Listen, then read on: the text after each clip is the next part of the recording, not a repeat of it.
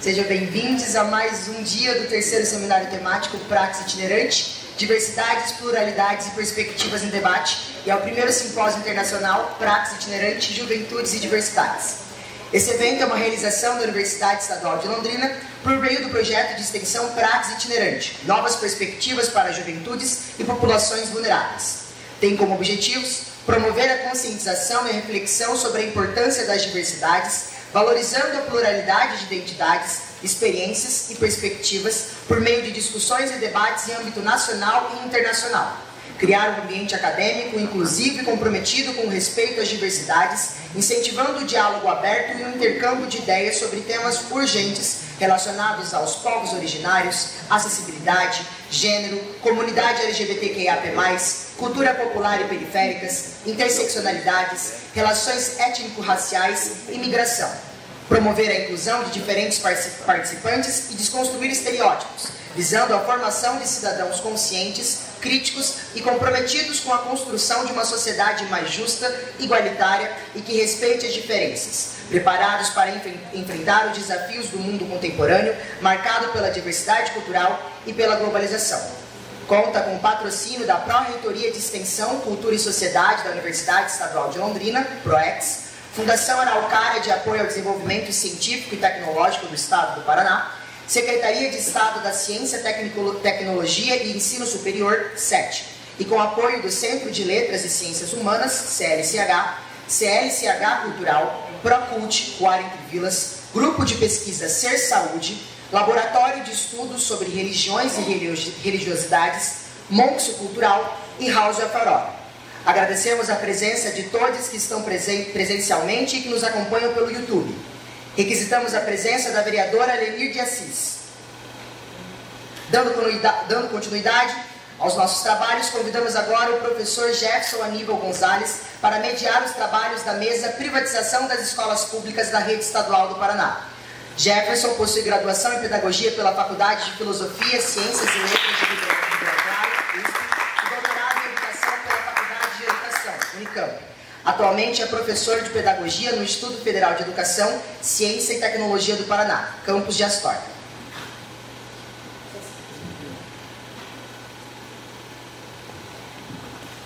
Bom dia. Bom dia.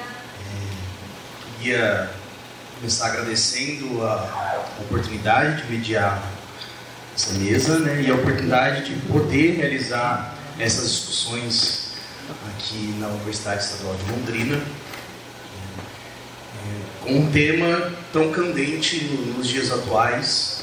Ontem a gente realizou um grupo de trabalho com o tema da privatização, do empresariamento e da militarização das escolas, e nos 10 trabalhos apresentados ali ficou bem evidente o momento que a gente vive de um ataque à educação pública, a partir de um ataque ao trabalho docente, ao trabalho educativo em geral, à organização dos currículos, à construção de uma escola plural com diversidade. Então, é muito importante que a gente tenha esses espaços para que a gente possa debater, tanto numa perspectiva de estudo, numa perspectiva acadêmica, mas também numa perspectiva da luta política que a gente tem que travar contra esses processos que estão acontecendo atualmente. Então, para compor a mesa, eu gostaria de convidar a deputada Ana Júlia. Ana Júlia Ribeiro, ela é ativista.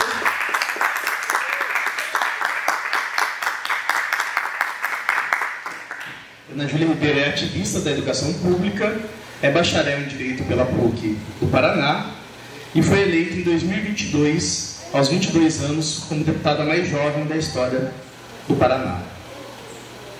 Gostaria de convidar também o professor Dr. Cleiton Costa Denés.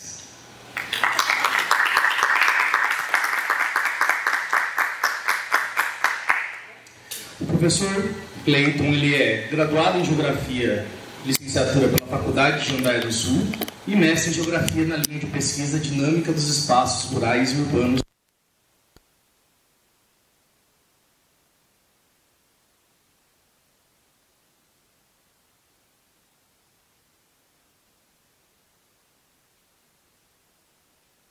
Oeste, Unicentro, e também é secretário executivo de Formação Política Sindical e Cultura Estadual da APP Sindicato, da gestão APP Unida e Forte 2022-2025.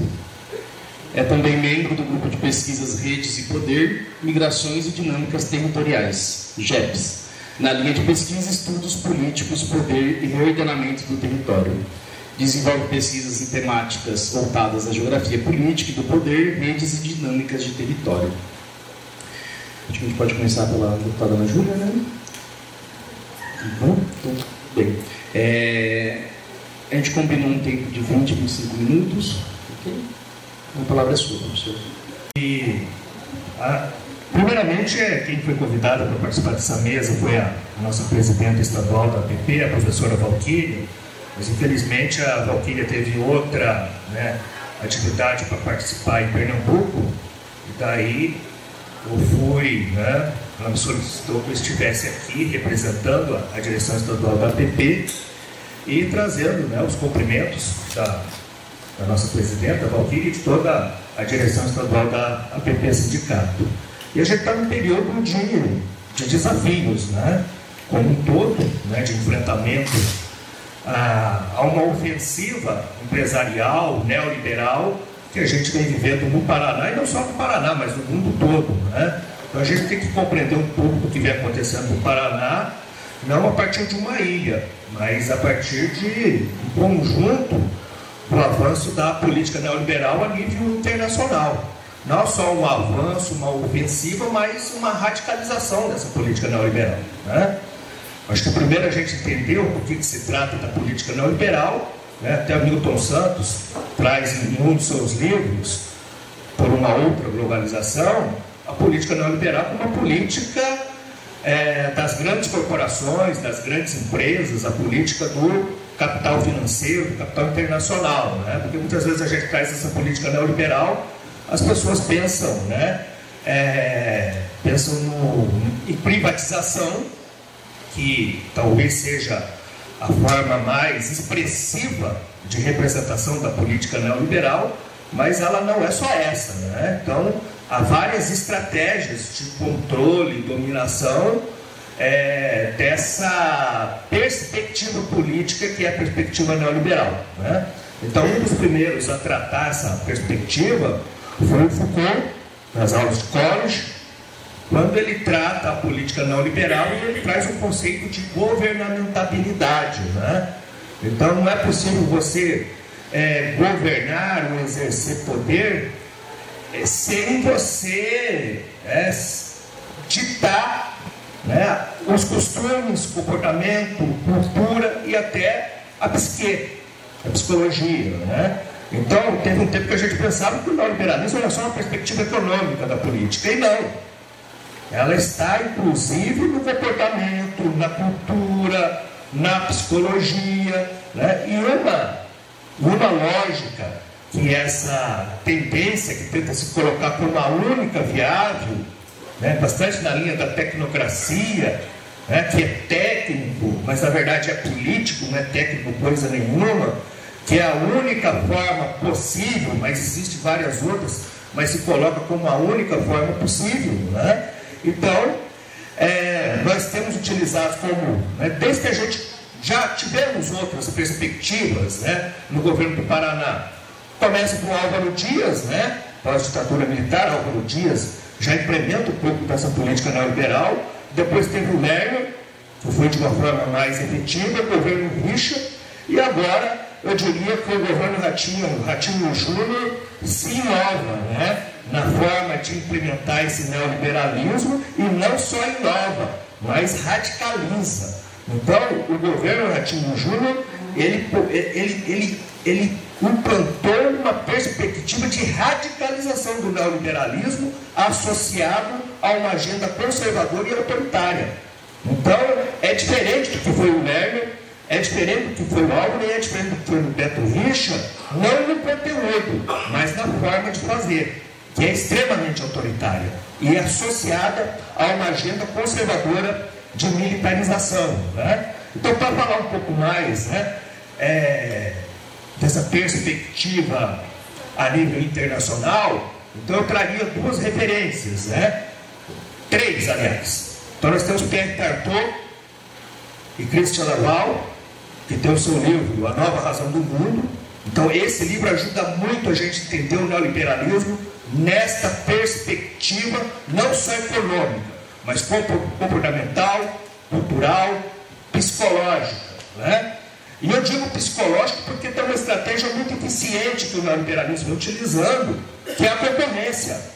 É a lógica da concorrência, é a lógica do ranqueamento, e é essa política que vem sendo implementada no Paraná desde o início do governo Ratinho Júnior, se utilizando do INDEB, principalmente de uma forma panfletária, que o INDEB vem sendo utilizado no Paraná, e para estimular uma perspectiva de acirramento de disputa dentro das escolas. Então, uma disputa que se coloca de escola contra escola, dos alunos, entre professores, né? Então, há constantemente uma política de planilhamento, ranqueamento entre as escolas, entre alunos, estudantes, né? O Renato Feder trouxe diversas plataformas educacionais, plataformas empresariais educacionais, né? Então são produtos educacionais, e essa é uma das perspectivas do neoliberalismo, é transformar tudo em mercadoria. Então a educação é para ser um produto educacional, né? As plataformas são produtos educacionais. As plataformas hoje em dia é muito do que, né, há um tempo atrás, na década de 90, a gente falava das apostilas. As apostilas seriam uma forma de privatizar o conteúdo e de privatizar a educação. Então, as plataformas, hoje em dia, é uma forma de privatização, né? Então, quando a gente vem para o programa Parceiro da Escola, é um ápice que representa toda a política educacional do governo Ratinho Júnior, que é a mercantilização e que é a privatização, e tornar a educação de uma forma, tanto no conteúdo, cultural, comportamento, né, numa perspectiva mercadológica, numa perspectiva privatista, né? Então, essa é a característica, né, de ranqueamento, planejamento, plataformização. Então, na minha, claro que isso faz parte também, né, do período do capitalismo, de como nós tivemos o Fordismo, né, o Taylorismo, e nós estamos numa nova etapa do capitalismo, que é o plataformismo, né, que é o capitalismo de plataformas, que intermedia todas as relações de produção e não é diferente na sala de aula, né? Então nós temos diferentes plataformas intermediando, e essas plataformas são produzidas por grandes corporações que impõem a sua política e ao mesmo tempo coleta dados e informações que pode ser utilizado para diferentes fins, geoestratégico, geopolítico, de mercado. Então esses dados, olha o tamanho, né, da nossa rede de educação e o acesso do número de alunos que essas plataformas têm, o acesso de informações que essas plataformas têm, né? Então o problema não é a tecnologia em si, o problema é que a gente não tem soberania tecnológica. O problema é que são tecnologias que não têm o fim de aprendizagem, embora vendam que tem esse fim de aprendizagem. E na verdade tem um fim de controle, de instrumentalização, de ranqueamento, planejamento e de concorrência, né? Então, as plataformas têm sido utilizadas de uma forma de instrumentalizar o professor, de instrumentalizar a gestão de escola, de retirar a autonomia pedagógica. O grande papel das plataformas é esse. E o papel das escolas militarizadas é o mesmo: instrumentalizar, engessar. Então nós estamos, tanto as plataformas como a militarização das escolas são instrumentos autoritários, extremamente autoritários. A plataforma é um instrumento, né, extremamente autoritário da forma que ela está sendo utilizada. Claro, e que eu estou falando, né, o problema não é a tecnologia em si. O problema é que nós não temos soberania tecnológica, por exemplo, as universidades estarem produzindo tecnologia que coloque a serviço, investimento em pesquisa, em ciência, para produzir a nossa tecnologia e a nossa tecnologia retornar para as escolas e serem utilizadas na escola, de uma forma articulada, né? E a gente ter soberania tecnológica para se colocar, né, a nível internacional com soberania tecnológica. Então a gente não tem esse projeto. A gente tem um projeto que a gente está sendo colonizado pelas tecnologias, pelas grandes empresas e grandes plataformas, e que estão entrando dentro do campo educacional. Veja que as universidades têm autonomia. E dentro das escolas nós não estamos tendo nenhuma autonomia. Como as universidades têm autonomia, eles encontraram outras formas de entrar dentro da universidade, estimulando a lógica de concorrência. Quem que não conhece a plataforma Lattes? O produtivismo. Né? Então, é uma forma também que o mercado, que a política neoliberal encontrou de intervir meio às universidades, né? Esse produtivismo, você ali os artigos, a classificação dos artigos, né? Só que na escola, no Paraná, e principalmente com a chegada do Renato Feber, que voltou para São Paulo para reproduzir tudo que fez aqui no Paraná, e escreveu um livro, tem 2 livros, né, do Renato Feber. Eu não recomendo como, né, literatura, mas eu recomendo que se leia para compreender o projeto e compreender a perspectiva ideológica. Ou para compreender a perspectiva ideológica dele, é o livro Carregando o Elefante. Que o Carregando o elefante na cabeça dele é o Estado, né? E quem carrega o elefante é o empresário. E lá ele fala que tem que privatizar até o exército, né? Lá tem que vender tudo. E daí, lá no início do livro dele, ele já faz uma dedicatória ao dinheiro, né? Então daí ele falou, quando assumiu a Secretaria de Estado de Educação, esqueça tudo que eu escrevi nesse livro aqui, que eu não penso mais assim. Mas como foi avançando as políticas educacionais e empresariais do Paraná, a gente viu que não era bem assim, né? Que era exatamente aquilo e era pior, né? E depois que ele passou pelo Paraná, ele escreveu um livro novo, que é Educação para o Futuro. E lá ele coloca os 13 pilares que ele implementou na educação do Paraná. Então é as plataformas, algo que ele coloca lá no início. Primeiro que ele começa escrevendo um livro, que ele é um iluminado, né? Escolhido para, né, melhorar a educação do país. Ele começa escrevendo dessa forma no livro. Depois ele vai colocar alguns dos pilares ali, que são as plataformas. Aí veio a pandemia, que surgiu a oportunidade de vir os slides, né? Depois dos slides, é coisa que ele não abria mão, que era a observação na sala de aula do professor, que o diretor tinha que observar, que o pedagogo tinha que observar. Dessa coisa, né, que o professor Luiz Carlos de Freitas traz no seu livro A Reforma Empresarial da Educação, diz que os empresários não confiam no que os professores fazem em sala de aula, e não confiam por uma questão, né, por uma questão ideológica de que o que tem que se ensinar dentro da sala de aula é a perspectiva empresarial. E daí, né, a gente tem a Base Nacional Comum, que é um exemplo disso, né, tem as competências e habilidades, tem, né, a reforma do ensino médio, né, tem toda a política, que é a política pensada aí para as grandes fundações empresariais. Fundação Ayrton Senna, Todos pela Educação, que são as chamadas think tanks.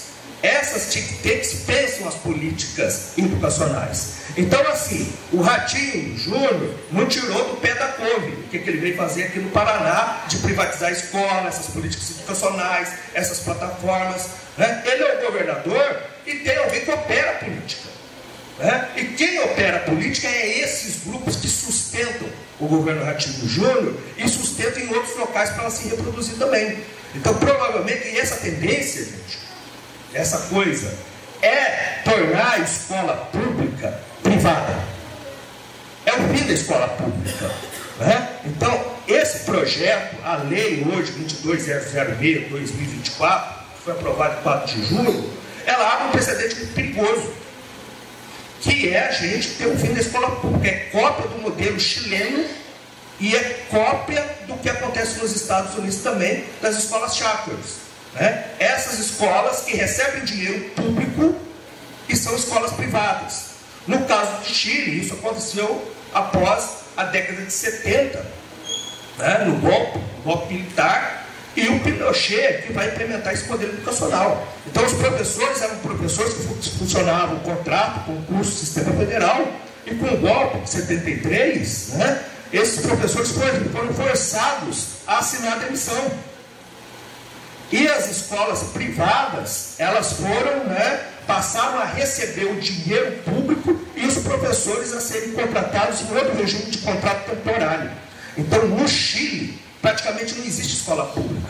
No Chile tem escola privada, tem essa escola privada que recebe o dinheiro público, que ela recebe um voucher direto na escola, que é um pouco parecido com o que o Ratinho quer fazer aqui, não é o voucher, mas o recurso vai dinheiro direto para a escola e vai ter uma gestão. Essa gestão, a princípio, ela vai gerir a escola, que tem toda a estrutura pública tal, contrata professor, contrata funcionário, compra merenda, enfim. A lei é muito vaga, a Ana Júlia pode dizer isso um pouco melhor. Por ser vaga, ela abre precedente para tudo. Inclusive tem uma lista lá de 204 escolas a princípio, mas ao mesmo tempo a lei diz que pode ser implementado em todas as escolas do Paraná, exceto algumas escolas ribeirinhas, de quilombola, escolas, já falo escola militarizada, porque para mim aquilo é militarizar a escola. As escolas cívicos militares, que não poderia, mas a escola cívico militar pode deixar de ser militar, porque a escola cívico militar cumpre um único papel, que é instrumentalizar a escola. É esse que é o papel de, porque daí o diretor já não é mais eleito, e outra coisa que vem acontecendo no Paraná, Então, vem crescendo muito essa intervenção de troca de diretor. Troca de diretor, aquele que não fala a língua do governo, e a língua do governo é essa língua empresarial, de concorrência, desempenho, resultados. Essa política de desempenho, que o filósofo Churran trata muito bem em Sociedade do Cansaço. Recomendo que leia a Sociedade do Cansaço, que você vai entender o que está acontecendo no estado do Paraná. Essa política de desempenho, E recomendo, que estava falando do Laval também, isso aconteceu na França, vem acontecendo na França também, Então, Christian Laval escreve o livro A Escola Não É Uma Empresa. Então, esse movimento empresarial, neoliberal, ele tem feito uma ofensiva a nível internacional. Década de 70 é o grande laboratório, laboratório neoliberal, e essa política aí já, de extinguir a escola pública. Então, no Chile não existe praticamente escola pública. Escola pública é aquela que tem determinadas franjas lá da cidade, que o aluno não conseguiu ficar na escola que é privada, na escola privada que recebe o voucher, e ele acaba, aquele aluno que é segregado, aquele aluno que é expulso desses espaços, que acaba ficando nessas escolas públicas que são minoritárias, e o sistema chileno é completamente fragmentado, Então toda a educação se tornou municipal, e daí as escolas são privadas, e as escolas privadas recebem o dinheiro público. Tem escola que é privada que paga a mensalidade, a escola pública que recebe, a escola privada que recebe o dinheiro público, e raras escolas públicas, Então é esse modelo que o Ratinho Júnior quer implementar no estado do Paraná. Primeiro, toda essa lógica de mudança de comportamento dentro das escolas, usando o IDEB de uma forma panfletária, que é muito perigosa, que serve para essa cultura de desempenho e concorrência. Então essa é uma coisa muito forte. A segunda coisa é essa instrumentalização excessiva da política pedagógica. Então, a intervenção nas gestões escolares, muito forte, não tem eleição para diretor. Troca de diretor, nomeação de diretor. Escola integral não se elege diretor, escola militar não se elege diretor. Nas escolas que forem ser, que a gente espera que a gente vai derrotar agora nas consultas públicas, e que a gente, que dessas 204 escolas que a gente reprove todas, mas nas duas escolas modelos que funcionam na região metropolitana de Curitiba, diretor não é eleito, diretor é escolhido. E o diretor que não fala a língua do governo e dita a língua do governo é essa língua do desempenho, é entrega de resultado. E entrega de resultado não é resultado de aprendizagem, é resultado numérico. Então, se o aluno não tira nota, eu dou transferência para o aluno da escola. Se o aluno dá trabalho à noite e esse aluno não entrega resultado, eu fecho o ensino noturno. Então, se trabalha de uma forma para trabalhar com o resultado de uma forma muito autoritária. Contorna-se esses dados para entregar resultado. Então, o resultado vem primeiro do que o aluno. o resultado vem primeiro. O resultado que eu digo é o resultado numérico. Você vai me avisando do tempo aí, senão eu vou, na hora que você tiver aí, você não vai falando.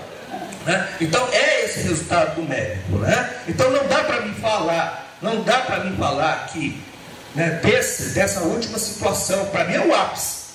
Para mim o que a gente teve aqui, né, no mês de junho para julho, quando o governador anunciou, interessante a maneira que ele anunciou. Ele chamou a base lá dele, lá dos deputados da base, e falou: eu estou mandando o projeto que vocês vão aprovar com urgência.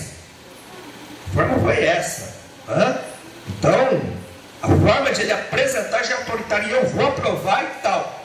E nós tivemos uma resistência muito forte. Né? Nós tivemos, né, a nossa categoria se levantou, as comunidades se levantaram, um movimento muito forte, e o governo deu resposta muito forte também a esse movimento.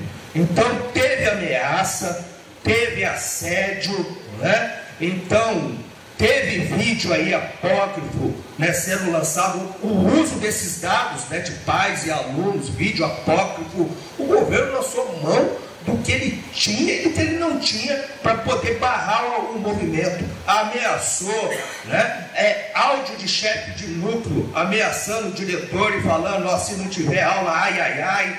Né? Então teve muita coisa e, né, até o dia anterior, tentativas de ações de falar que a greve é ilegal. Né? Então foi um movimento que ele mostrou sua força na rua. Derrotamos na opinião pública naquele momento, né, que o privatizar a escola seria bom. O Não Venda Minha Escola pegou, né? Então a gente conseguiu fazer esse movimento ganhar força para além da sociedade. Então você vai conversar na rua aí, mas então o governador quer vender as escolas? Mas como que é isso? Né? Então a gente anda pelas ruas aí, a gente sabe que é algo que ganhou força, né? E isso irritou muito o governador. Né? Inclusive ele chegou a fazer um pedido de prisão da presidente do sindicato, da professora Valquíria, que é um absurdo. É um absurdo, prática antissindical total. Né? Parece que não existe Estado democrático no Estado do Paraná. Né? Então, sem falar das ameaças para dentro da escola, assédio, instrumentalização, engessamento, a quebra da gestão democrática, né? E daí nós temos esse projeto que eu falei, muito parecido com o que se tem no Chile. Então o professor pode ser contratado de outra forma. No projeto está dizendo que é CLT, eles estão dizendo por aí que é CLT, né? Mas o professor pode ser contratado de qualquer outra forma e, né, fragmenta. Uma das estratégias que Pierre Cartot, né, diz em seu livro Nova Razão do Mundo, e o livro chama Nova Razão do Mundo pela seguinte questão: o neoliberalismo não é uma mera ideologia econômica, não é uma perspectiva econômica do capital. O neoliberalismo se coloca como uma nova razão de mundo, é uma visão de mundo. Ela é cultural, ela é psicológica, ela é econômica, né? Então ela é do conjunto, daquilo que o Foucault já tratava da governamentabilidade lá nas aulas de college na década de 70.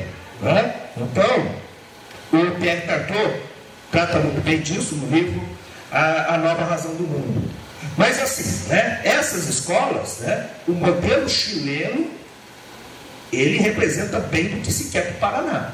E o modelo chileno foi implementado numa ditadura, né, a ditadura do Pinochet, extremamente autoritário. E eu estava dizendo, né, que estava citando a Nova Razão do Mundo, porque uma das estratégias do neoliberalismo é fragmentar. Fragmenta a sociedade, fragmenta os sistemas educacionais e, quando eu terceirizo essas escolas, eu fragmento, porque ela não é, a gestão dela não é mais responsabilidade centralizada do governo. A responsabilidade é da empresa tal. Aí se essa empresa tal não entregou ou teve problema, o problema é dessa empresa. A gente já tem os funcionários de escolas que são terceirizados. Né? Então quem visitar uma escola e ver a condição de trabalho de um funcionário de escola terceirizado, é o que vai acontecer com o professor. Né? E a gestão de escola, o diretor vai ter uma direção, aquilo que o governador falou, né? Aí o diretor vai cuidar lá da aprendizagem, porque o diretor não tem que limpar a privada, cuidar da privada, porque trocar a lâmpada, tal, etc, etc. Né? Uma falácia, né? O diretor, ele é o líder político da escola. O diretor, ele tem que ter, né, uma visão total, seja de estrutura, seja das relações, seja do conflito, seja o diretor é a liderança política da escola. O diretor ele não pode se resumir só no pedagógico ou trocar lâmpada, né? É muito mais do que isso, né? E esse trabalho de auxiliar o diretor poderia ser feito com um funcionário, o agente 1 e o agente 2, para auxiliar o diretor de escola. E o governador fez o quê? Ele extinguiu o cargo de agente 1 e agente 2. Né? Então, sem falar de várias outras questões, né? Mas falando um pouco dessas escolas, nós temos 2 escolas modelos na região metropolitana de Curitiba. E é claro, né, gente? A escola lá está servindo de modelo, modelo é modelo, né? Modelo é o quê? É bonito, né? É padrão, né? É todo padrão, bonito, pintadinho e tal. Então levam lá os diretores para visitar as escolas, né? É claro que não vai ter problema, né? O problema está para quem fica lá todo dia e conhece como funciona a escola. O professor que perdeu o emprego foi demitido porque a professora porque estava grávida foi demitida, né? Então o funcionário que foi demitido, a forma que acontece o dia a dia, porque olhar só para a aparência, né? Acho que a gente não conhece o dia a dia do que acontece na escola. Para quem vive o dia a dia da escola sabe quão complexa é a vida escolar. Né? A escola é uma comunidade. Né? A escola é muito mais ali do que um prédio e uma gestão. A escola é uma comunidade, é o seu entorno, são as famílias, são os trabalhadores. Né? E é isso que essa política neoliberal não tem a capacidade de ver. Mas eu encerro por aqui, trazendo, né, esse contexto de uma forma geral, porque agora nós temos, né, o ápice, a ousadia, o ápice que o governador teve, né, de implementar esse projeto, que é muito parecido com o que é o modelo chileno, e nós temos um desafio, né? Nós temos um desafio muito grande, porque é aprovar na Assembleia Legislativa, mas agora vai para consulta. E nós estamos mobilizando, organizando as comunidades, organizando os nossos grupos regionais, os nossos grupos sindicais, para derrotar esse projeto nas escolas. Então a mobilização continua ainda, principalmente nessas escolas. Né? Então, em Londrina, que eu acredito que nós temos em torno de 10 escolas, temos 204 escolas que vai para consulta. E no Paraná como um todo, nós queremos, né, organizar um movimento aí, né, nas regionais, contar com as comunidades, a comunidade universitária também, para a gente ter condições de derrotar de uma forma efetiva esse projeto. Isso.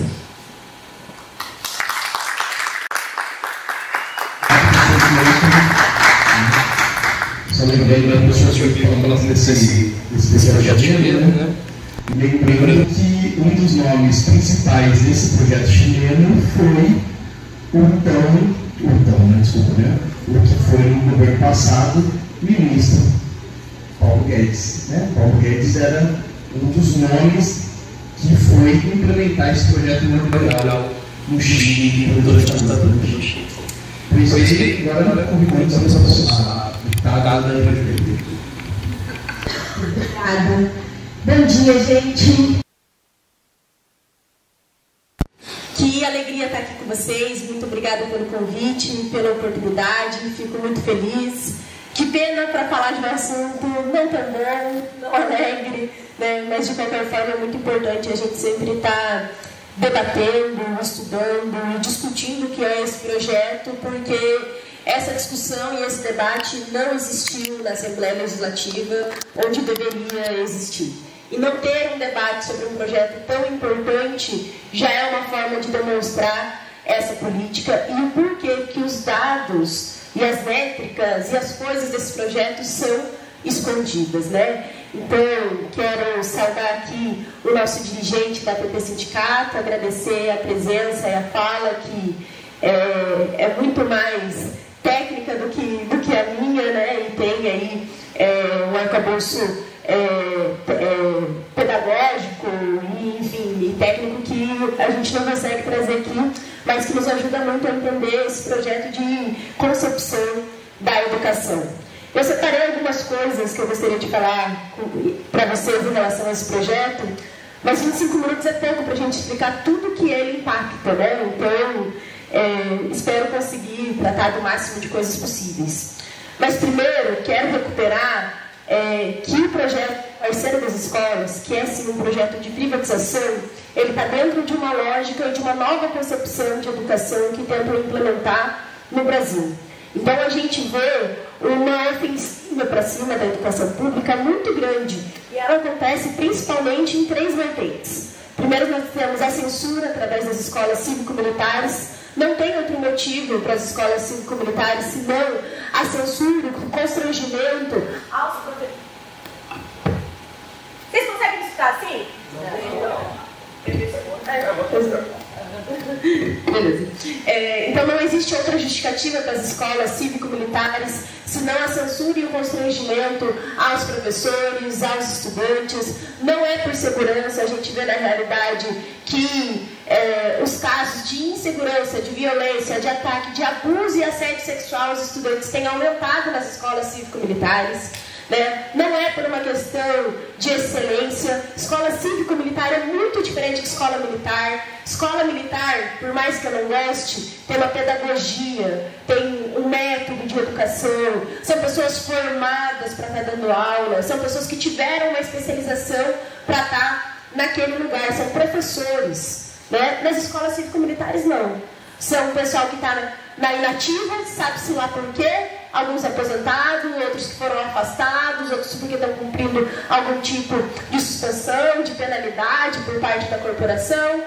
Mas essas pessoas que não estão mais aptas para estarem nas ruas fazendo a nossa segurança, por algum motivo eles acreditam que estão aptas para estar dentro das escolas. A lógica não impondo, não existe lógica, E pagando um salário maior do que se paga aos professores, pagando um benefício maior do que se paga ao diretor de escola. Então a única justificativa das escolas cívico-militares é um projeto de censura e de constrangimento aos estudantes e aos professores. Depois nós temos uma disputa em relação ao currículo, que é a reforma do ensino médio.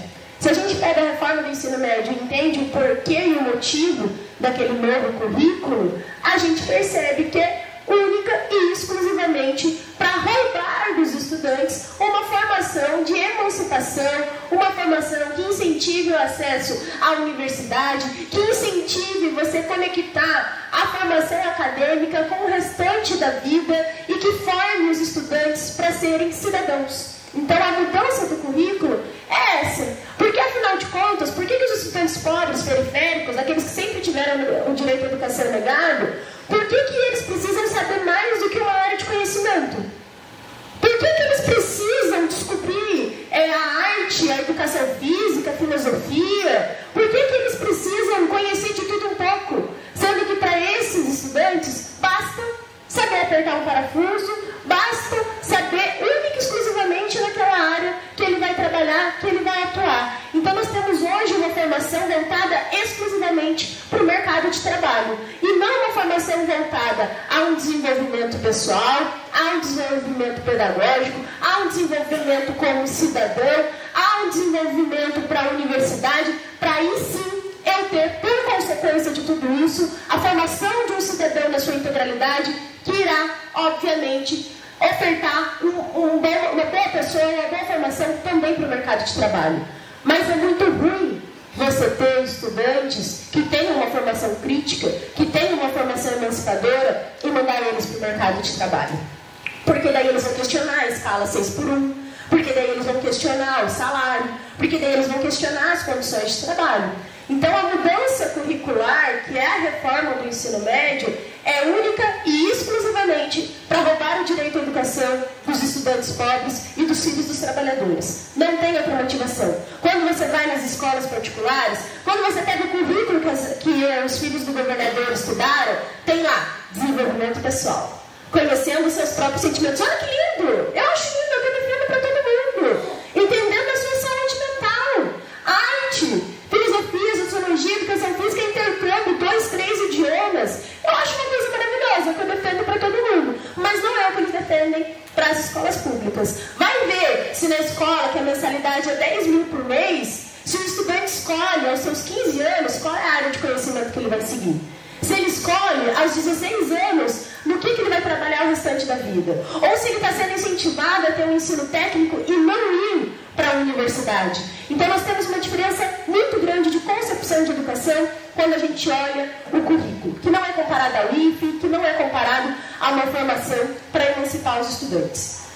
E, por último, na linha das ofensivas que a gente tem na educação e nas disputas de concepção de educação, nós temos o projeto de privatização, que não começa de hoje. Há várias formas de se privatizar, até mesmo do conteúdo, do livro didático não ser elaborado pelos professores, não ser elaborado pelo MEC, ser de uma empresa privada, ser de uma terceirizada, já é uma forma de privatização da educação. O que acontece é que agora o Estado do Paraná está fazendo isso de forma mais agressiva ainda. E daí vem o que eles têm falado.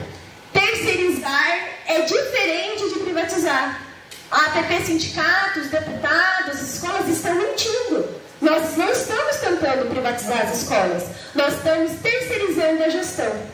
Mas eles esquecem nesse discurso deles que, segundo o direito brasileiro, segundo o direito constitucional brasileiro, e segundo a lógica, terceirizar é uma forma de privatizar. A simples terceirização já é uma forma de privatização. Pode não ser tão brusca, pode não ser tão direta, mas é privatizar. Então não tem outro nome para esse projeto, não é parceiro da escola, não é terceirização da gestão, não é nada disso. É privatização da educação. E isso é muito importante a gente saber. Isso é muito importante a gente colocar, porque eles tentam desmontar qualquer argumento para deixar mais leve o projeto, para deixar mais palatável, para não assustar as pessoas, porque todas as vezes que as pessoas escutam privatização, elas pensam que elas vão pagar uma mensalidade. Daí, para não assustar as pessoas, eles falam, é uma terceirização. Não é tão grave assim, mas é muito grave. Né? E daí, deixar claro aqui para vocês, que o que nós temos hoje em disputa é a concepção da educação brasileira. É o modelo de educação. Lá atrás, quando a gente faz a Constituição, o constituinte originário, ele pensa numa concepção de educação e ele firma isso literalmente na Constituição. A primeira coisa é que quando ele pensa na concepção da educação brasileira, ele opta que o Estado, além de ser obrigado a oferecer a oportunidade do acesso à educação, ele é obrigado a prestar o serviço da educação. Se ele é obrigado a prestar o serviço, não tem diferença entre gestão administrativa e gestão pedagógica. O Estado é obrigado a prestar ambos os serviços, não podendo terceirizar. É isso que o artigo 205 estabelece. A obrigatoriedade do Estado prestar o serviço à educação. A outra coisa em relação à concepção é também estabelecido pela Constituição, é também estabelecido pela ideia e pela opção do Estado brasileiro, de que no artigo 206 lá ele estabelece a liberdade de cátedra, então a liberdade dos professores de poderem ensinar conforme as suas crenças, conforme aquilo que ele foi também ensinado, conforme a liberdade dele poder falar, de poder ter pluralidade ideológica e pluralidade pedagógica, que também é um princípio que está na Constituição, o pluralismo. E por último, ele coloca como determinação do Estado brasileiro que a contratação de professores será exclusivamente por concurso público.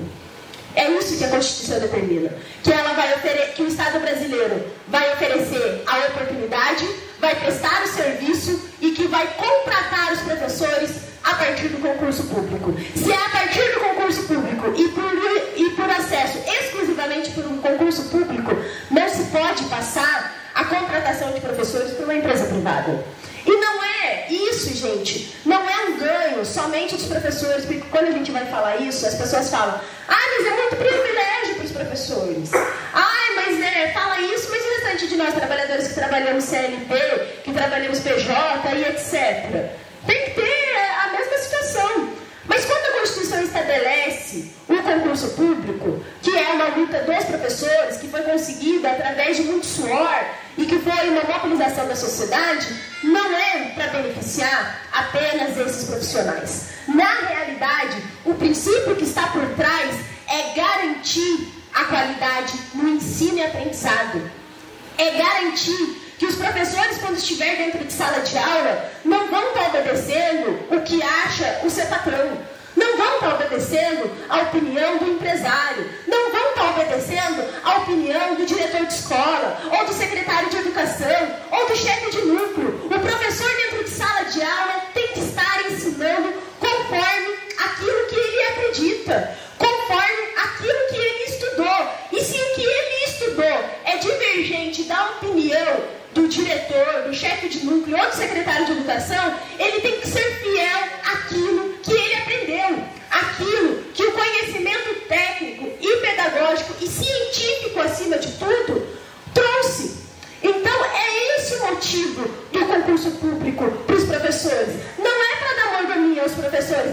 de ser um direito trabalhista conquistado com muito orgulho. É principalmente para garantir o acesso e a qualidade no ensino e na aprendizagem. Então não é um direito dos professores, é um direito dos estudantes, é uma conquista do Estado brasileiro, é uma conquista em relação à qualidade de ensino e aprendizado. Você não ter um professor subordinado aos seus superiores, mas sim subordinado à ciência, subordinado à pedagogia, subordinado ao comprometimento de ensinar com qualidade os seus estudantes. Esse é o motivo da contratação ser exclusivamente por concurso público. E é por isso que quando eles colocam no projeto que vão poder contratar professor, é uma interferência pedagógica sim. Não tem outro nome para isso. É interferência pedagógica porque eles vão querer ditar o que os professores estão ensinando. É interferência pedagógica porque eles vão escolher o que o professor vai falar dentro de sala de aula. E é interferência pedagógica como nós já tínhamos antes. Porque antes de o professor ser contratado por concurso público, o professor era obrigado a ensinar o que o agente político do território queria. Ele era obrigado a seguir a cartilha do que os seus superiores o mandavam. Quando a gente começa a ter o pluralismo na educação, é que a educação se torna um problema. Antigamente, a gente tinha educação pública como um auge, como um bem a ser alcançado. Os filhos dos trabalhadores, os pobres, não tinham acesso à educação pública. Estudavam no máximo até o ginásio.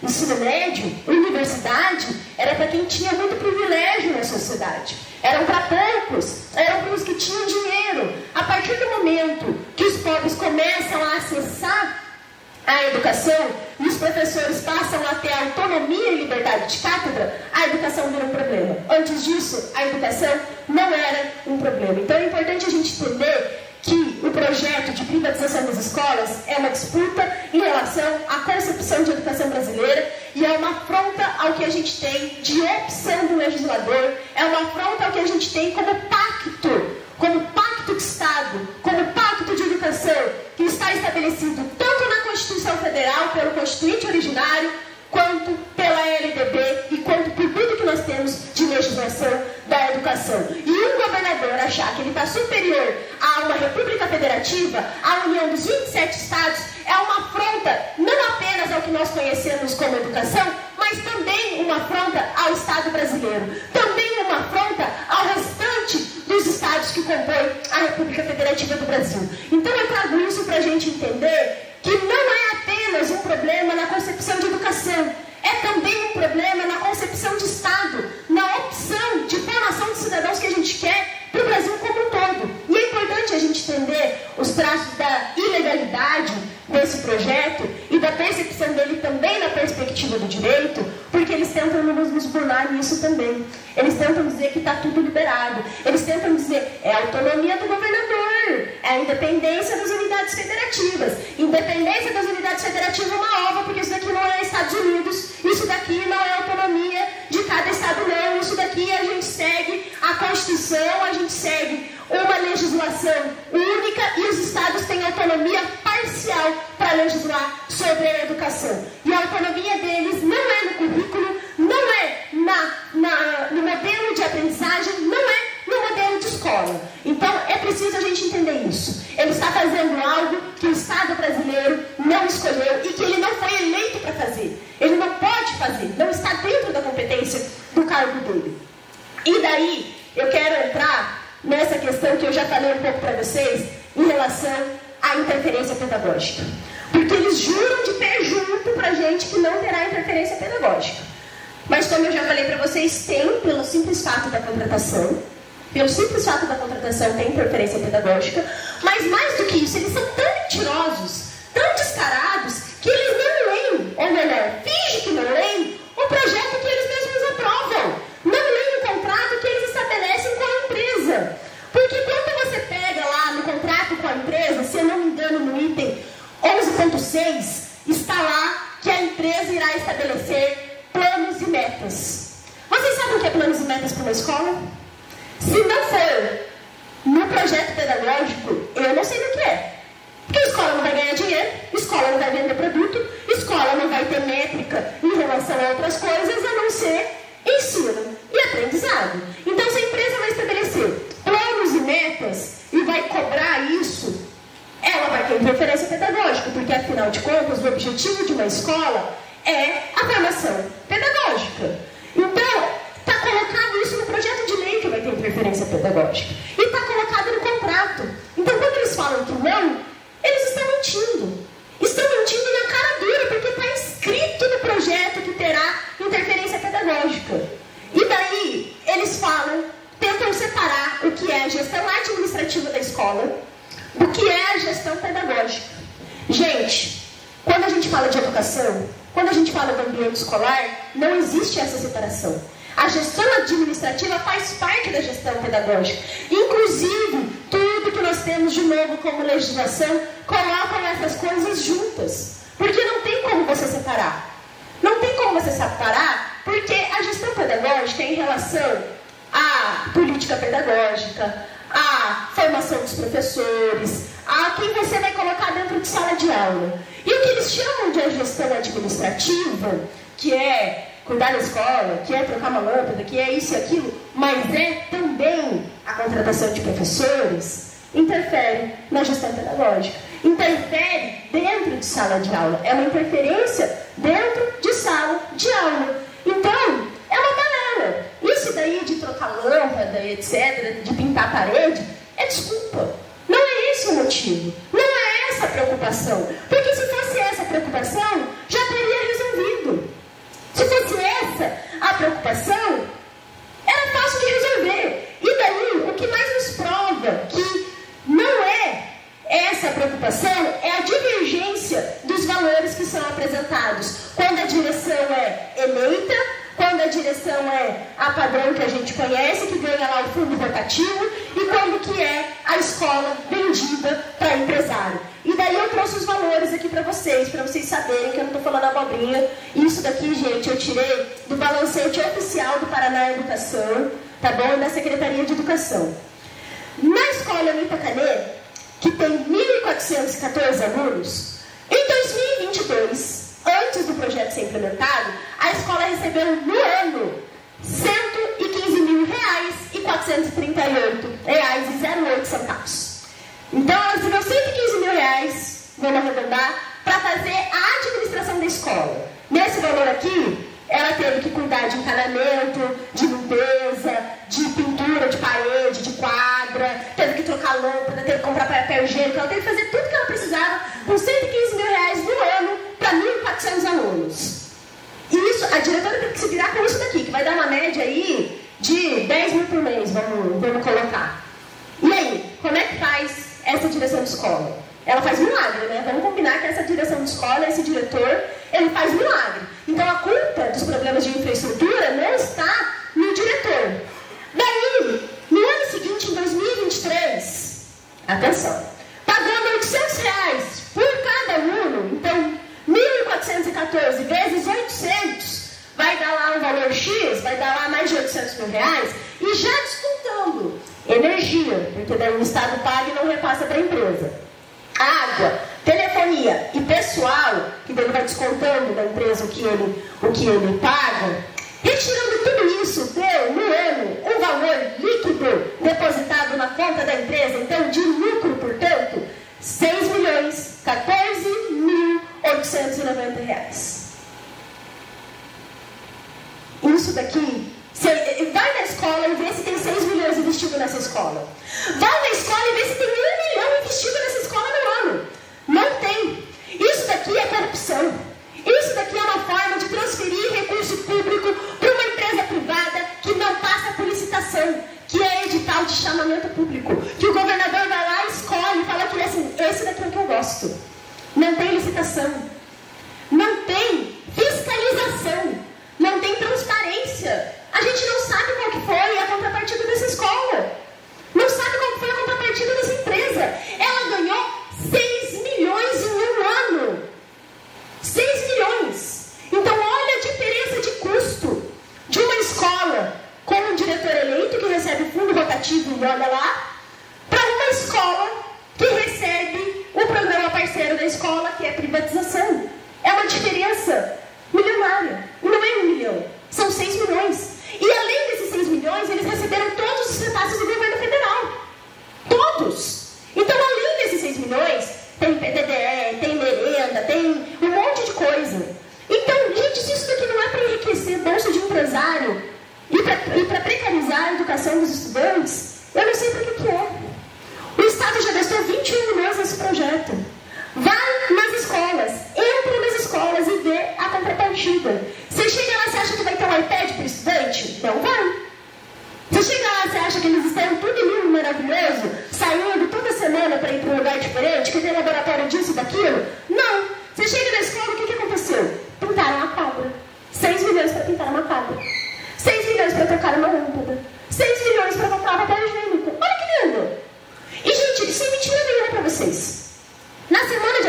projeto, a CNN entrou em contato comigo para eu dar a minha opinião em relação ao projeto.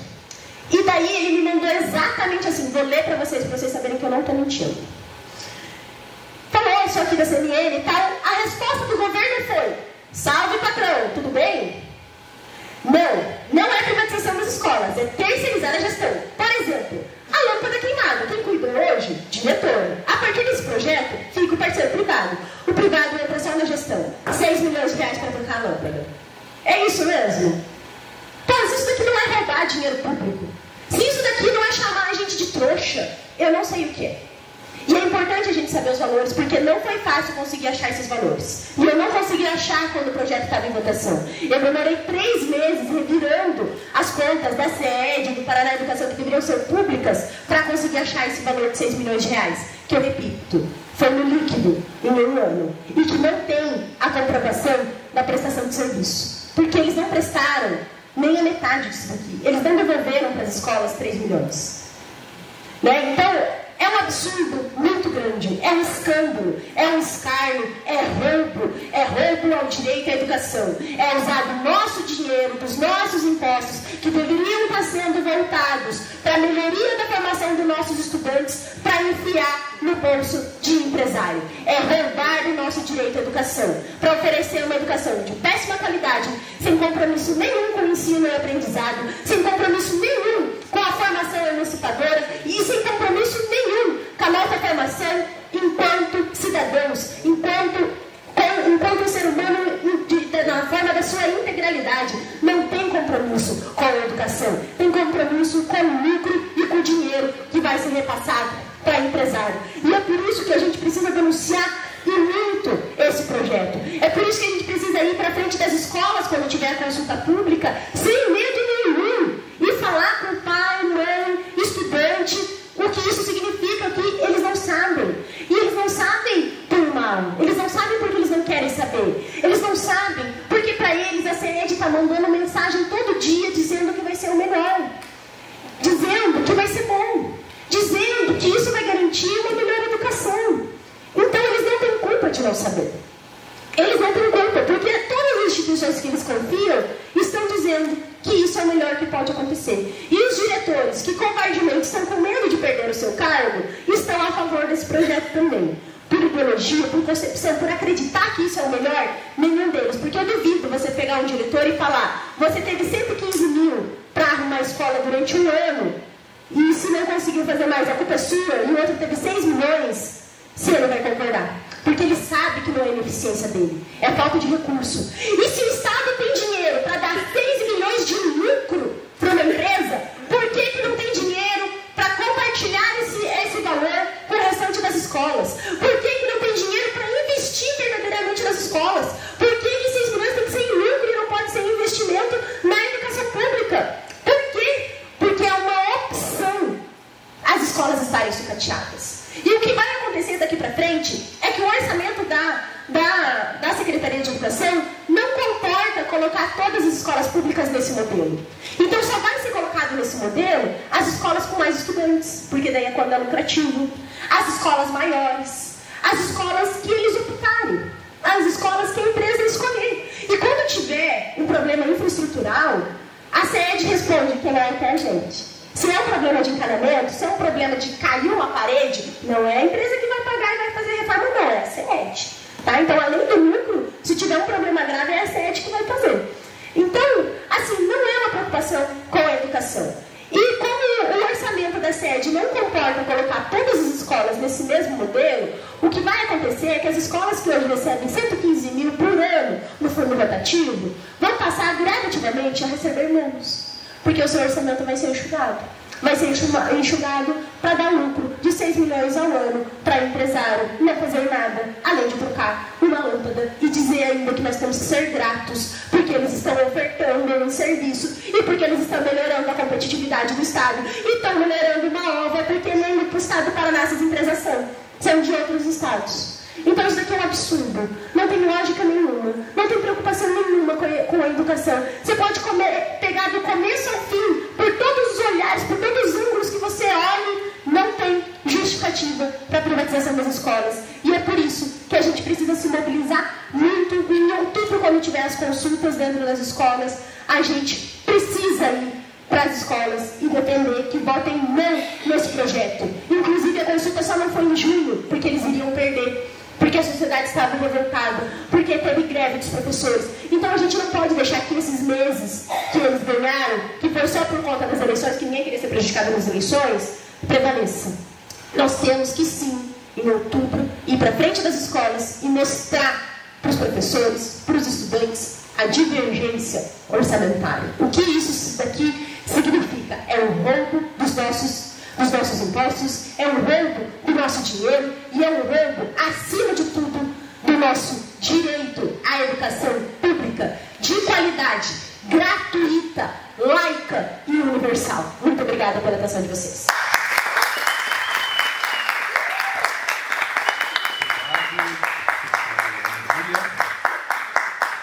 Pessoal, agora a gente vai abrir para as questões, né? Nós temos pouquíssimo tempo aqui, né? Uns 20 minutos mais ou menos. Antes, eu queria fazer um comentário, né? Durante a fala do Cleiton e da Ana Júlia, eu fiquei lembrando, né? Há 22 anos, quando eu iniciei lá a graduação em pedagogia, a gente tinha a luta, né? E o nosso slogan era: educação não é mercadoria, né? A gente usava aquela camisa da Mafalda, né? Educação não é mercadoria. Gritava. E um dia um professor chamou a gente e falou: vamos conversar? Aí ele falou: eu entendo que é uma questão militante, a luta pela educação enquanto um direito social, é uma utopia. E aí ele explicou: utopia não quer dizer algo impossível, utopia é algo que ainda não foi alcançado, um lugar que ainda não se chegou. Então eu acho interessante. Mas na realidade objetiva, a educação é mercadoria. E é uma mercadoria muito rentável, muito valorizada, né? E aí a gente, nossa, né? Então a gente tem que encarar isso para entender o porquê que esses processos de privatização. E nesse sentido a gente tem que pensar também, mas é só a rentabilidade? É só o lucro? Né? E aí a gente pensa, quando o Unibanco, quando o Itaú pega uma escola para gerenciar, será que a escola vai dar o mesmo lucro que as ações do banco vai dar? Lógico que não, né? Então tem algo a mais, né? E aí que a gente trabalha com a questão desse duplo aspecto, né? Que é um aspecto objetivo e um aspecto subjetivo. Ele é objetivo no sentido em que ele é um processo, que a privatização é um processo de ampliação da extração de mais valor, né? Ou seja, é aumento da taxa de lucro, sim. Você tem ali um processo de lucro privado, né? No entanto, também é um processo subjetivo. Por quê? Porque você está trabalhando ali com formação humana, com formação de sujeitos. E nesse sentido, o grande lucro não material aí para esse pensamento empresarial é a formação do sujeito, a conformação do sujeito à sociabilidade capitalista, né? Então olha o lucro que um banco tem quando ele forma sujeitos dentro da lógica que ele defende, né? Aí vem controle do trabalho docente por meio de tecnologias, né? Controle dos conteúdos, retirada dos conteúdos por meio da BNCC, rebaixamento dos conteúdos, reducionismo no sentido de um controle por meio das chamadas competências socioemocionais, né? Porque, como a deputada falou, é interessante mesmo você trabalhar a questão das emoções. No entanto, como isso aparece nos documentos oficiais, é um controle das emoções. Não é formação das emoções, é controle, né? E aí é uma domesticação do sujeito ao tipo de sociabilidade que a gente tem. Então, duas questões aí para a gente pensar nesse sentido. Então, estão abertas questões, quem tiver interesse.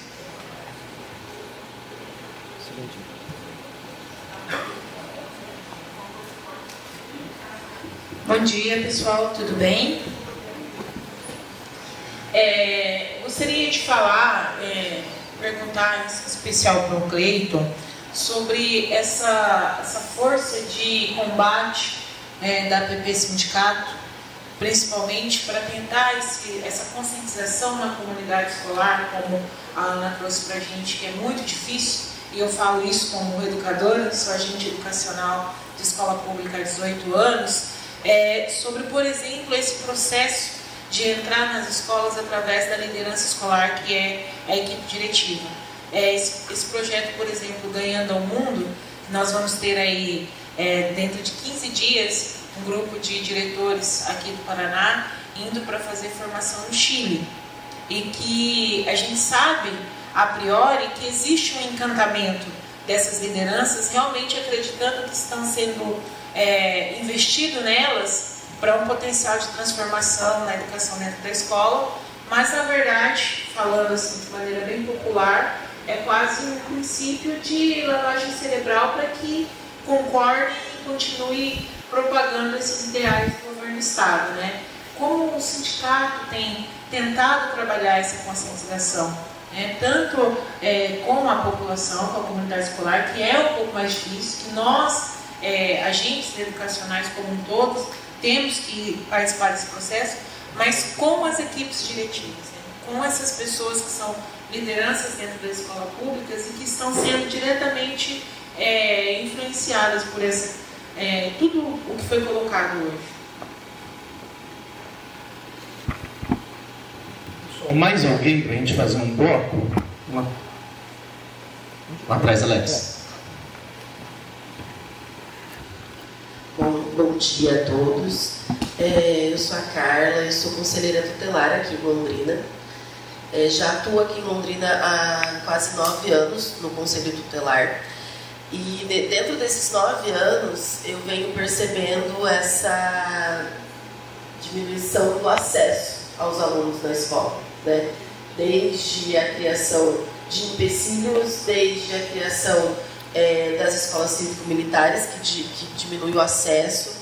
Então, de um bairro onde só tinha uma escola para os alunos acessarem daquele território, dela se transformar em cívico-militar, os adolescentes que não quiserem ficar ali têm que procurar em outro lugar, e como eles foram designados para ficar naquela escola, se eles escolherem outra escola, eles perdem o passe escolar. Então, assim, eles serem obrigados a ficar no local onde eles não querem. E isso acaba vindo a evasão escolar, né? Então, hoje a gente tem, no conselho onde eu atuo, cerca de 200 fichas de notificação de alunos em evasão escolar. Isso em um território de Londrina, com aproximadamente 6 escolas estaduais. Então, eu não estou falando do território total de Londrina. E olha que o meu território é um dos que menos tem evasão escolar. E aí eu me pergunto, esse projeto, ele não é apenas para transformar a escola em um mercado. Ela é para excluir os alunos. É para tirar os alunos da periferia da escola. É para tirar os nossos jovens o acesso à educação. Então, eu acho que para além, e as falas foram muito pertinentes, e eu me vejo nas falas e me sinto contemplada, mas eu gostaria de colocar essa questão, que os alunos estão sendo excluídos. A educação está sendo para poucos. No final do ano passado, eu escutei de uma diretora que a escola e a educação não é para todos. Eu escutei isso de uma diretora na frente de 40 pais. Ela disse para os pais, a educação não é para todos. É só para aqueles que podem. Então, essa é a visão que o Estado está passando hoje para os pais, para os alunos. Então, eu acredito sim que a gente precisa mobilizar. E a minha questão é como mobilizar tanto as escolas quanto a comunidade para fazer isso, né? Para brigar por essa educação a todos, que esse é um direito de todo mundo. É isso. Obrigada, gente. Então, pessoal, vou encaminhar aqui para as respostas. E eu já queria pedir para que a Ana e o Cleiton façam já as suas considerações finais. 5 minutos para cada um, pode ser? Tudo começa? Bem, respondendo as duas questões, né, estou de acordo com a Pereira lá, sem dúvida é um processo de segregação. Então o pessoal está indo lá para o Chile, né, no Ganhando o Mundo, e o que vão ver lá? Vão ver as escolas da periferia, que é onde é bolsão de segregação? Não. Vão ver as escolas que é modelo. E é isso, né? Então esse modelo ele tem ilhas de excelência e os bolsões de segregação. de expulsão, né? E no Paraná já está acontecendo isso. A escola cívico-militar é um exemplo de segregação. Então, o aluno que não se encaixa naquele perfil é convidado a sair da escola. Pega a matrícula e vai procurar onde você se enquadra, né? E essa expulsão da escola também, olha, é até contraditório, né? Busca-se um resultado melhor do IDEB, e para ter um resultado melhor do IDEB, cria uma estratégia de expulsar o aluno da escola, de fechar a turma, de fechar turno, né? Então, é uma estratégia que é completamente muito segregadora, né? De criar ilhas de excelência, segregar, excluir, expulsar. Então, esse é o perfil. Agora, o que a gente tem que fazer de uma forma efetiva é denunciar constantemente isso. A gente tem que fazer a denúncia constante, seja para os pais, seja para a comunidade, seja nas mídias, seja na universidade, né? Seja no diálogo dia a dia ali com as famílias. Aonde a gente tiver espaço para falar, a gente tem que falar, né? Aqui é um espaço que a gente tem essa oportunidade. Mas lá no bairro, quando tem a determinada escola lá que vai para consulta, tem que fazer uma reunião com a comunidade até fora da escola. Se reunir lá fora da escola, lá no salão paroquial tal, convidar toda a comunidade e expor a situação. Conversar, né? Pode ter resistência de um ponto no outro, pode ter resistência de diretor ou de outro, mas a gente tem que expor a situação e ir para cima.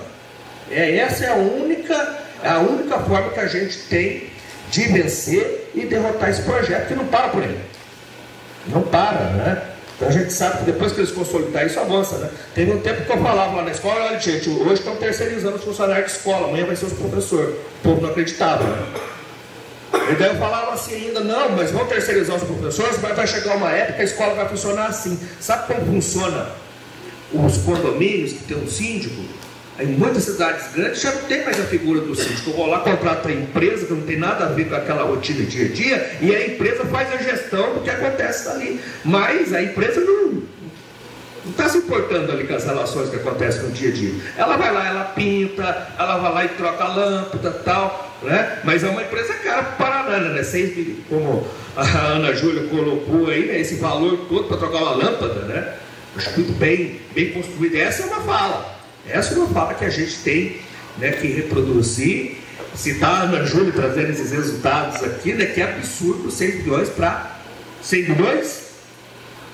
6 milhões, 14 mil... 6 milhões para trocar uma lâmpada, para cuidar da privada, tal, né? Então, né, e se o diretor tivesse esse recurso lá diretamente, gente. Mas a gente tem uma tarefa aqui para frente, né, pessoal? Aqui é fazer essa denúncia, é organizar as comunidades, é conversar com as direções, é identificar as nossas lideranças, agora vai ter eleição, é dialogar com as diferentes frentes políticas que estão aí e dizer que nós somos contra isso, seja qual for. Olha, isso aqui não é possível, né? Se você defende isso aqui, você não pode ser eleito.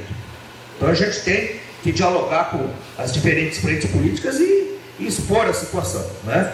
Então é o que nos cabe nesse processo: denunciar, organizar, mobilizar, utilizar os espaços que a gente tem e construir os espaços necessários. Eu quero agradecer, né, a oportunidade de falar com vocês. A gente está à disposição com a PP Sindicato lá em Curitiba também. Estamos à disposição aqui com a PP, está ali a Vani também, está a Poli aqui, que é da direção do núcleo sindical. Não sei se tem mais alguém aqui do núcleo de Londrina, mas a gente está à disposição aqui em Londrina também, e a gente está organizando esse trabalho aqui, acompanhando as escolas que vai para consulta pública, né?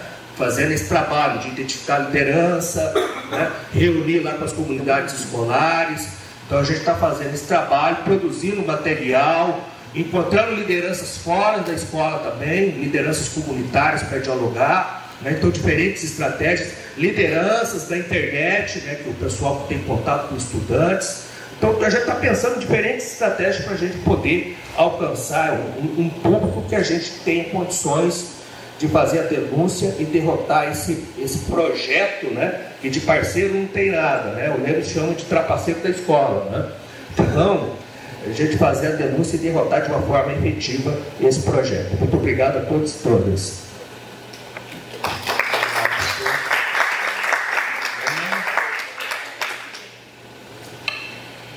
Bem, Na realidade, eu só tenho a agradecer a presença de vocês, a oportunidade de estar aqui e agradecer principalmente a iniciativa de ter esse debate, dizer que eu concordo, é uma exclusão dos estudantes, é um rompimento da educação e exclusão dos estudantes, que os que não estão dentro do que é colocado como ideal não precisam ter acesso a essas coisas, né? Então, a gente vê fraude em relação à presença dos estudantes, fraude em relação à nota, a gente vê os professores sendo proibidos de dar a nota que acha adequada, sendo proibidos de reprovar aluno, sendo, enfim, já nem tendo mais a responsabilidade, às vezes, de mais de metade da nota dos estudantes, né? Então, não há uma preocupação com a formação desses estudantes, assim, uma forma de excluir, de não dar acesso à educação de qualidade, enfim, é por isso que a gente tem que lutar com todas as forças contra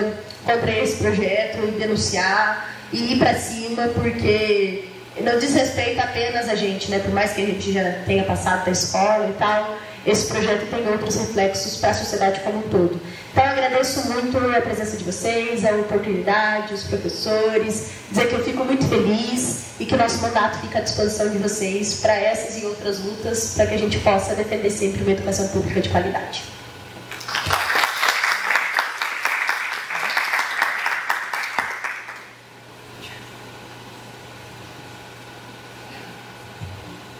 Gente, então eu gostaria de agradecer mais uma vez pela presença. Esse é o terceiro seminário temático Praxis Itinerante, Juventudes, Diversidades, e também o primeiro simpósio internacional Praxis Itinerante.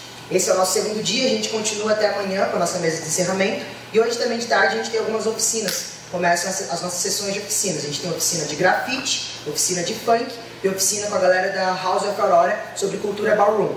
As oficinas são gratuitas, são presenciais, as oficinas de dança, tanto a de funk com Thay Guedes, tanto o ballroom, vão ser no RU, e a oficina de grafite vai ser aqui no CLCH. A nossa programação está disponível no nosso Instagram, Praxis Itinerante, lá tem todas as informações, tem um link que leva para outras inscrições também. E na sexta-feira a gente tem, para acabar toda essa semana de uma maneira muito gostosa, celebrando as diversidades, a gente tem o Festival das Diversidades, que é um outro evento que também acontece agora, também produzido pelo Praxis Itinerante, com o apoio do CLCH, da Universidade. Vai ser um evento que vai acontecer aqui no gramado do CLCH, das 2 às 10 horas da noite. É um evento gratuito, com música, performances teatrais, exposições, feira de artesãos locais. Então, assim, tá incrível a programação. E também está disponível lá no Instagram Praxis Itinerante ou no Instagram Festival das Diversidades. Mais uma vez agradeço ao Jefferson, agradeço a Ana Júlia, agradeço ao professor também por estarem aqui hoje. E é isso então, gente. Muito obrigado.